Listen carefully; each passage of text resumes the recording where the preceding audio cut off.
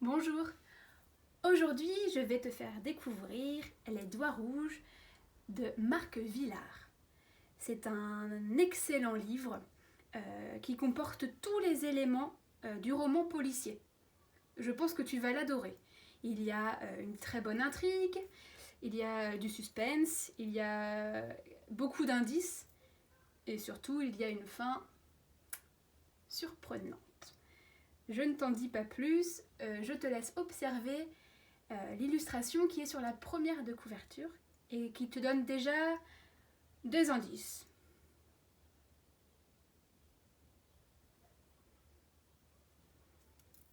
Puis nous allons découvrir la quatrième de couverture ensemble.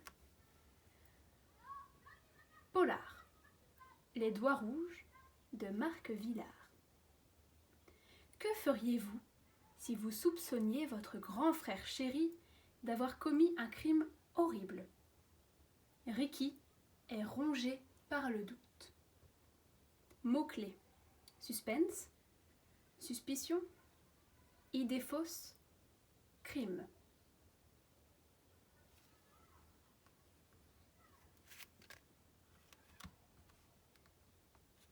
C'est parti pour la découverte des Doigts Rouges. C'est un livre qui est composé de 7 chapitres. Chapitre 1. Les nuages se chargèrent de pluie et le vent se leva. Sur la plage de Saint-Clair, à la sortie du Lavandou, les derniers vacanciers de septembre plièrent leurs parasols inutiles et leurs serviettes de bain. Les jouets des enfants regagnèrent les coffres des voitures familiales. C'est la fin de l'été et l'action se situe au Lavandou. Le Lavandou, c'est une commune qui est située au sud de la France, entre Marseille et Nice, sur le bord de la mer Méditerranée.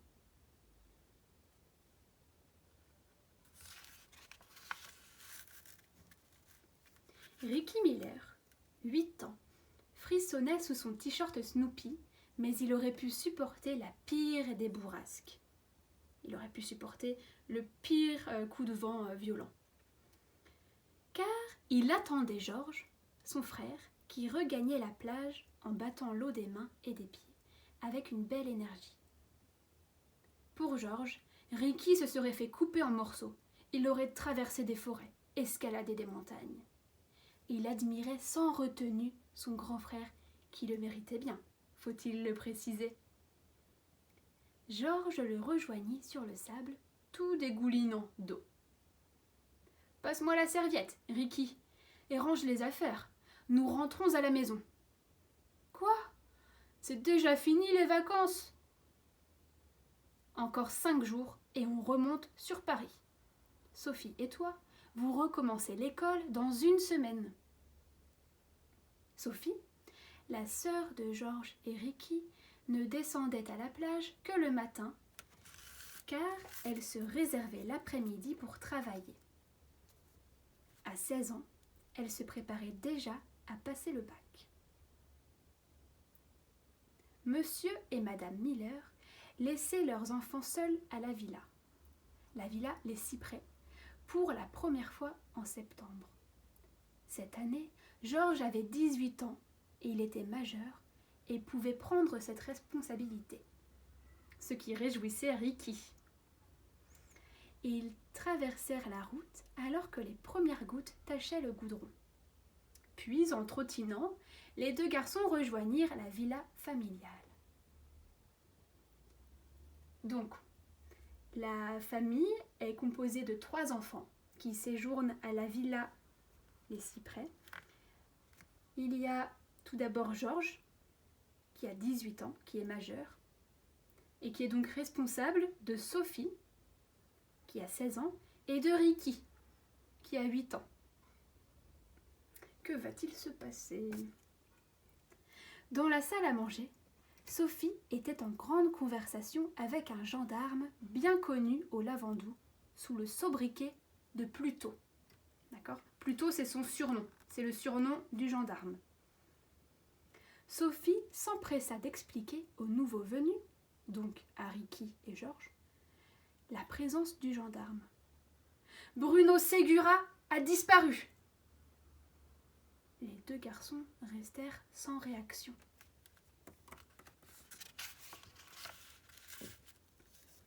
Encore essoufflés par leur course. Aussi, le gendarme décida de poursuivre la conversation. « Eh oui, envolé, Bruno. Comme vous le fréquentiez, j'ai pensé que vous pourriez m'apprendre quelque chose. » On ne le connaissait pas tellement, commença Georges. Assez quand même pour que tu te bagarres avec lui, n'est-ce pas ? Répliqua habilement le policier. Georges devint tout rouge. Pourquoi vous êtes-vous battu ? Demanda Pluto à Georges. Il embêtait Sophie. Je n'aime pas parler de ça. Le gendarme soupira et en se levant, leur recommanda poliment de le prévenir s'ils avaient connaissance de quoi que ce soit concernant Bruno. Puis il s'éloigna dans sa petite voiture bleue. C'est la fin du chapitre 1. Donc, sur cette fiche cartonnée verte, nous allons écrire les principaux indices. Donc, le problème, c'est la disparition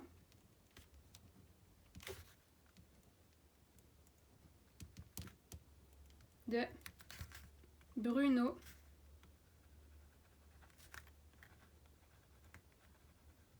Ségura. Alors, qu'avons-nous comme indice ?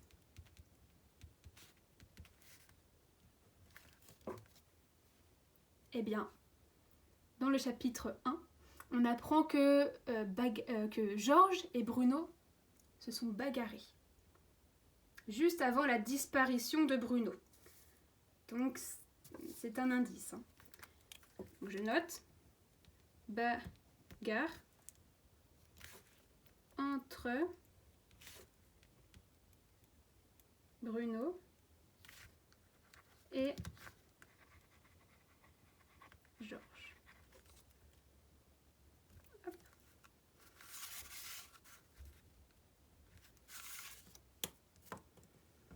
Et nous allons voir si nous allons pouvoir récolter d'autres indices dans le chapitre 2. Un peu plus tard, Sophie et Georges discutaient au premier étage pendant que Ricky avalait une énorme tartine de confiture dans la cuisine. Son visage, piqueté de taches de rousseur, était absorbé par une pensée unique. Pourquoi Georges refusait-il de parler de Bruno Ségura ? Tu te souviens que Georges est devenu tout rouge quand il a entendu le nom de Bruno Ségura et qu'il ne voulait pas en parler. Donc ça inquiète énormément Ricky, son petit frère de 8 ans. Après tout, Georges avait gagné la bagarre. Pourquoi donc avoir honte ?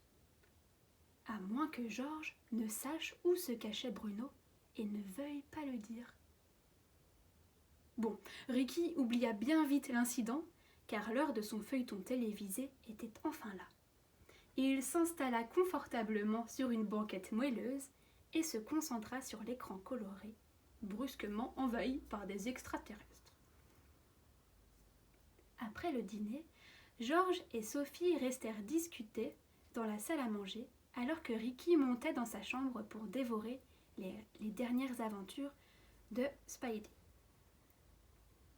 Sur le coup de 11 heures, ne pouvant trouver le sommeil, le garçonnet s'accouda à sa fenêtre. Et que vit Ricky ? Dans la pinède c'est une forêt de pins. Dans la pinède qui lui faisait face, les grillons s'étaient tus.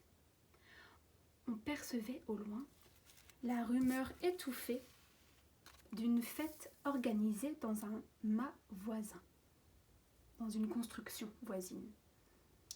Puis la porte de la grange des Miller grinça. La lune était haute et sa clarté enveloppa la silhouette qui sortait du bâtiment.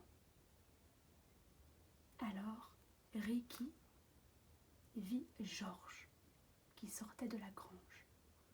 Celui-ci referma la porte derrière lui et examina ses mains. Un liquide rouge lui poissait les doigts. Ça te fait penser à quoi? Un liquide rouge. Il sortit son mouchoir et commença à s'essuyer en gagnant la cuisine. Les verrous cliquetèrent et le silence prit possession du décor. Ricky restait pétrifié à sa fenêtre. Une phrase prononcée par Georges à l'intention de Bruno Ségura lui revenait à l'esprit. « Si tu touches encore une fois à Sophie, je te tue. » Malgré la chaleur étouffante, le garçonnet frissonna. Il revit les doigts rouges de Georges.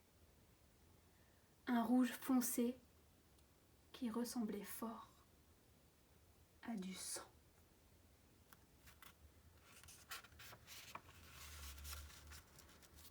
Alors, quel nouvel indice avons-nous concernant la disparition de Bruno ?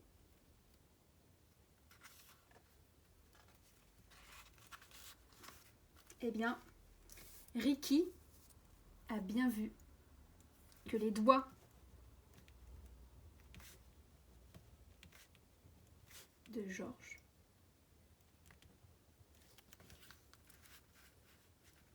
étaient rouges quand il sortait de la grange.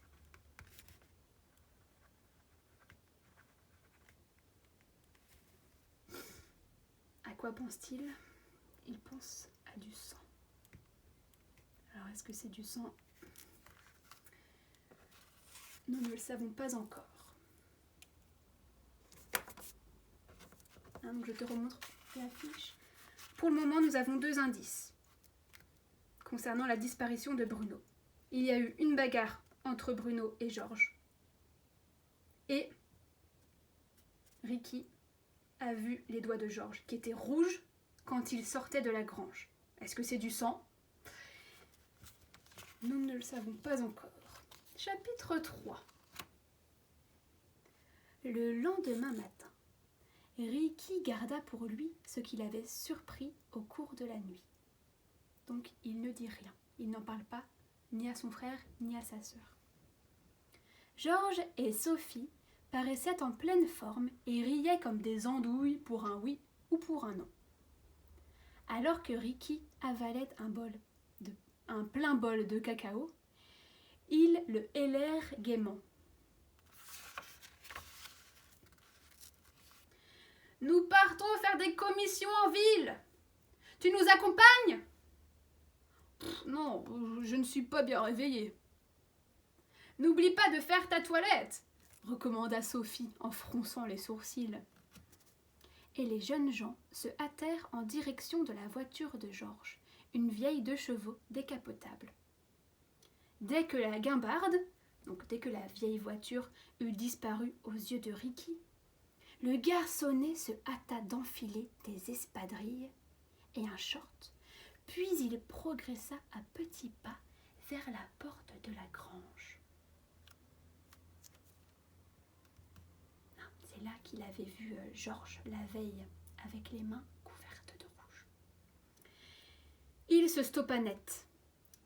Il n'osait plus avancer, effrayé par avance à l'idée de ce qu'il pourrait trouver derrière la porte. Mais, serrant les dents, il fit une dernière enjambée pour presser la poignée. La porte résistait.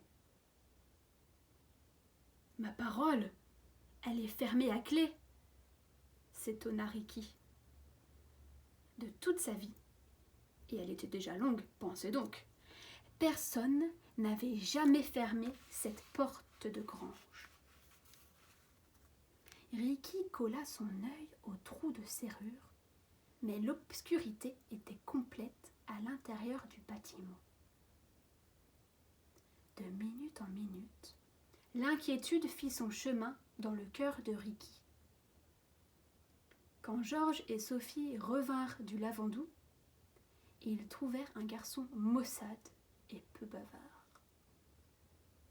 Georges commença à préparer le déjeuner sur la grande table de la salle sans s'apercevoir que Ricky ne le quittait plus des yeux. « La vie est pleine de menteurs, commença Ricky.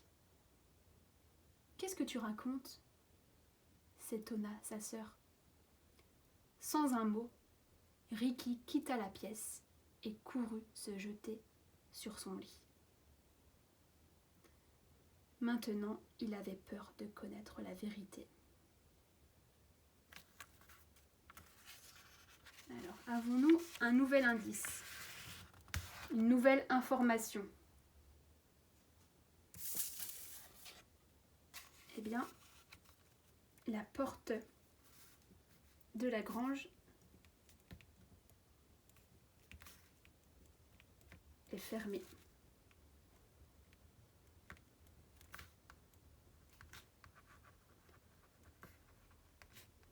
À clé.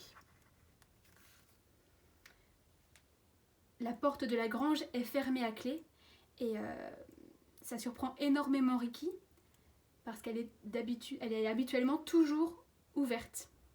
Donc là, comme de par hasard, la grange est fermée à clé. Donc Ricky ne peut pas voir ce qu'il y a à l'intérieur. C'est très louche et ça accuse encore plus Georges, qui s'est bagarré avec Bruno, qui ressort de la grange les mains couvertes d'un liquide rouge et qui ferme la porte de la grange comme s'il avait quelque chose à cacher dans cette fameuse grange.